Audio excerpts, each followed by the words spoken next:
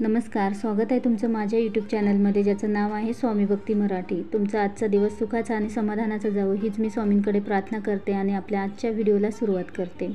17 जुलै 2024 वार बुधवार। तर या दिवशी आलेले आहे आषाढी एकादशी। तर आषाढी एकादशी ही भगवान विष्णूंना समर्पित आहे। तर या दिवशी भगवान विष्णूंना प्रसन्न करून घेण्यासाठी अनेक उपाय आणि सेवा केल्या जातात। अत्यंत महत्त्वाचा असा हा दिवस आहे। तर या दिवशी तुम्ही जर उपवास नाही केला तरीही चालेल, पण या काही गोष्टी आहेत, या काही चुका आहेत, तर त्या अजिबात या दिवशी करायच्या नाही। तर त्या कोणत्या चुका आपल्याला करायच्या नाही आषाढी एकादशीच्या दिवशी, तर हे आपण या व्हिडिओमध्ये बघणार आहोत। तर व्हिडिओ स्किप न करता संपूर्ण बघा आणि जे कोणी नवीन असेल या चॅनलवरती तर सबस्क्राईब करा। तर आषाढ महिन्यात शुक्ल पक्षात येणाऱ्या एकादशीला आषाढी एकादशी म्हटले जाते।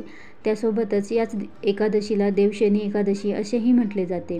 तर वर्षामध्ये जितक्या एकादशी येतात तर त्याच एकादशीचे व्रत करणे शक्य नसेल तर त्यांनी कार्तिक एकादशी आणि आषाढी एकादशी, तर या दोन एकादशीचे व्रत हे अवश्य करावे।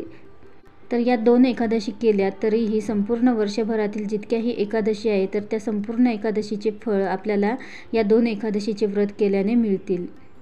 तर हे व्रत करत असताना आपल्याकडून कळत नकळत काही चुका या होऊन जातात। तर त्यासाठी तुम्ही उपवास करत असाल किंवा नसाल तरीही आपल्याला या चुका करायच्या नाही, ज्यामुळे भगवान विष्णू हे आपल्यावर प्रसन्न होतील। तर या एकादशीपासून पुढचे 4 महिने भगवान विष्णू हे योगनिद्रेत जातात आणि या दिवशी भगवान विष्णूंची पूजा केल्याने त्यांचे अपार आशीर्वाद प्राप्त होतात।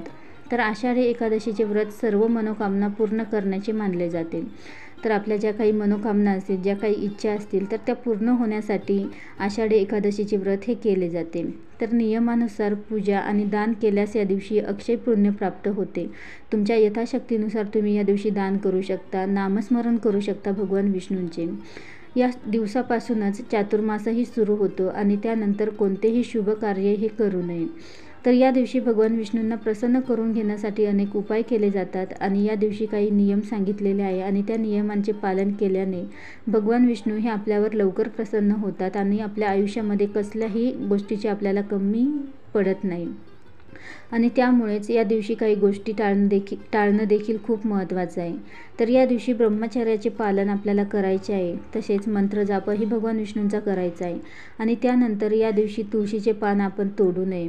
तर भगवान विष्णूंना जो आपण नैवेद्य अर्पण करत असतो त्यावर आपल्याला न विसरता या दिवशी एक तुळशीचं पान हे आवर्जून ठेवायचं आहे। तर तुळशीचं पान हे आदल्या दिवशीच आपल्याला तोडून ठेवायचं आहे, म्हणजेच ज्या दिवशी आषाढी एकादशी आहे तर त्याच्या आदल्या दिवशीच आपल्याला तुळशीची पानं हे तोडून ठेवायचे आहे।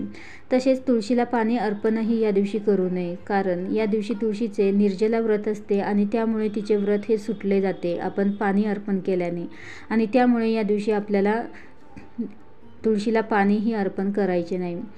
तर असे केल्याने त्याचे दोष हे आपल्याला लागते। तसेच या दिवशी कोणत्याही झाडंही तोडू नये। त्यानंतर या दिवशी तामसी पदार्थ या दिवशी चुकूनही सेवन करू नये।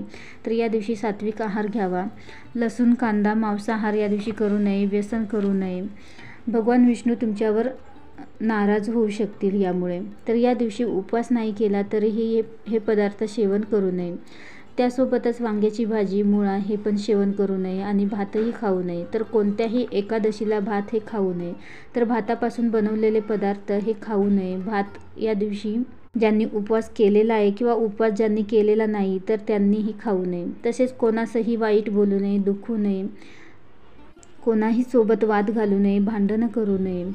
तर जास्तीत जास्त या दिवशी भगवान विष्णूंचा नामस्मरण करावे, विष्णू सहस्रनामाचे पठण करायचं आहे, भगवान विष्णूंचे पंचोपचार पूजा करायची आहे। भगवान विष्णूंच्या ज्या सेवा करता येतील त्या सेवा तुम्ही या दिवशी दिवसभरामध्ये करायच्या आहेत। उपवास नाही केला तरीही तुम्ही भगवान विष्णूंच्या सेवा या दिवशी अवश्य करू शकता। तर अवश्य तुम्ही या गोष्टी या दिवशी टाळाव्या, म्हणजेच भगवान विष्णू हे तुमच्यावर प्रसन्न होतील आणि तुमच्या आयुष्यामध्ये तुम्हाला कोणत्याच गोष्टीची कमतरता भासणार नाही। व्हिडिओ आवडला असेल तर लाईक करा, कमेंट करा, शेअर करा आणि सबस्क्राईब करा। श्री स्वामी समर्थ।